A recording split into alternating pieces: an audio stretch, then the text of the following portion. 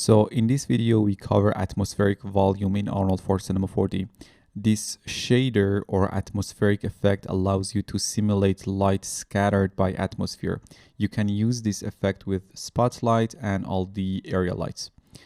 We are in the classroom scene, and if you take a look at the IPR window, we have this basic lighting for this scene. A spotlight shines through the window. As atmosphere volume does not work with distant light, I used a spotlight and adjusted its setting to make it a more parallel light source to resemble a distant light. And we also have these 6 ceiling lights with a mesh light tag applied to them. To add an atmospheric volume to your scene, go to the settings, Arnold renderer, and under the main tab, go down to the environment rollout. Right beside the atmosphere field, you have this button which lets you to create and add an atmosphere volume shader. So click on this button and choose atmosphere volume.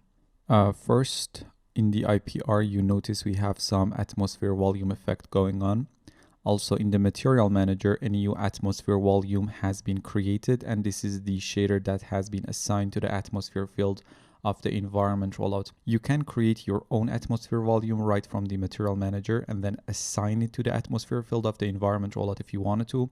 So from the create menu, Arnold, volume, atmosphere, and atmosphere volume, and now you can simply drag it to the atmosphere field if you wanted to. In this case, let's use the one that we created earlier. To make it simpler, let me turn off all the ceiling lights so we can deal with the spotlight only. Open up the atmosphere volume shader and let's go through its parameters. In order for atmospheric volume to work, you need to have a density higher than 0. Right now, density is set to 0.1 and we start to see some moody light scattering. Let's go to something like 0.6. And now the light scattering or atmospheric volume is strongly present. So density controls the atmospheric volume overall visibility or density. The first option we have is the color. We can control the color of the atmosphere volume effect. Let's try a few color here and you see the results in the IPR.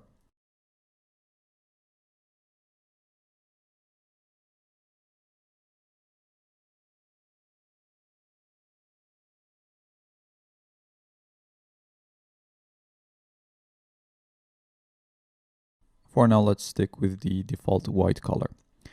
To make it more interesting, you can assign texture to the color attribute. So let's open up the network editor, press Ctrl Tab and search for a noise and connect the noise to the color input of our atmospheric volume shader.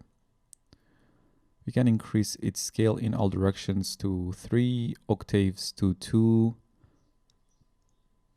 amplitude to 10, and distortion to 1. And now we get this complex atmospheric volume effect. We still can work on it, but as you can see, the noise is clearly affecting the distribution of the atmospheric volume. Now let's double click twice on that circle besides color input in our network editor and disconnect the noise node from our color input. And we are back where we started. Let's close the network editor and set the density to 1 for now. Then we have these attenuation parameters. As I increase attenuation, the light will only travel through the volume for a short distance. And as I decrease it, the light travels longer distances. If I set the attenuation to something like 0.2, the light can barely travel through the volume. Let's try 0.15. And now the light can travel further through the volume. 0.1. Even more, and finally 0. And now the light can go through the volume without being attenuated, and this values obviously depends on your scene, where's your light source, and all of that stuff. Now let's set the attenuation to around 0.15. The attenuation value is multiplied by the attenuation color. Let's say I want to attenuate the green and the blue colors and keep the reds. Simply set the green and blue values to 255 and keep the red at 0. And now green and blue are attenuated and red remains. And now you can control the amount of attenuation using the value if you wanted to.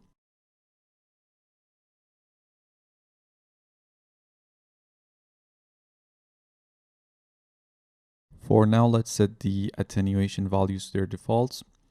Then we have anisotropy. To see how this parameter works, it would be nice to see a light source itself. So let's turn off the spotlight and turn on the sixth ceiling light. If I use positive values here like 0.9 as the anisotropy value, more rays will be scattered in the direction that the light is facing. And as I go to the negative values, let's use something like negative 0.9, more rays will be scattered in the opposite direction.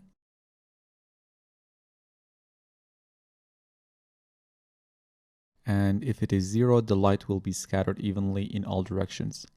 Let's set the anisotropy back to 0. Then we have samples, which obviously controls the quality of the atmospheric volume. Let me show you a few renders with different sample counts. For the first one, the sample value is set to 1. Very noisy. In the second render, samples are 3, and for the third and the fourth one, the samples are 7 and 10. So the first render, obviously we have too much volume noise, and as we increase the sample count, we get cleaner renders. But from a certain point, it does not make much of a difference. So probably 5 or 7 would be enough for this render. The other visible noise is from our light sources and especially indirect diffuse samples, but it's good for now. Now let's get back to our atmospheric volume shader, and we have this contribution attributes tab. You have camera, diffuse, and specular contributions of the shader. If you reduce the camera contribution to 0, you're basically making the effect invisible to the camera. I'm going to set it back to 1. If I increase diffuse contribution, the atmospheric volume will affect indirect GI diffuse rays, and as I increase and decrease this value, you can see the effect in the IPR. Having the diffuse contribution set to 1 or bigger than 0 will give a more physically accurate result, but the indirect diffuse noise from an atmosphere volume would be hard to clean, so that's why it is set to 0 by default. And using the specular contribution, you can control how much of the atmospheric volume effect will be seen and visible in specular reflections. Let's turn off the ceiling light and turn on the spotlight again.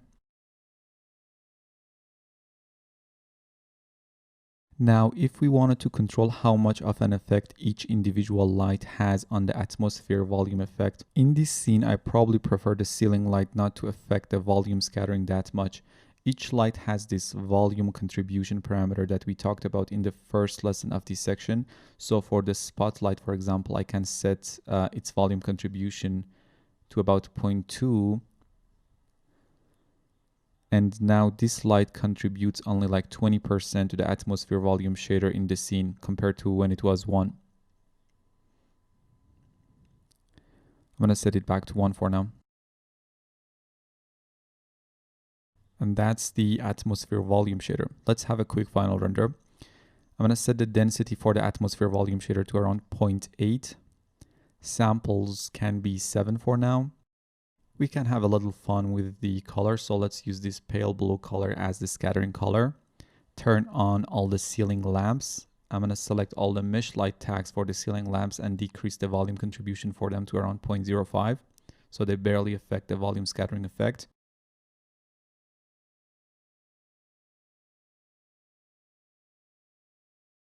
In the render settings, we can set camera and diffuse samples to 6.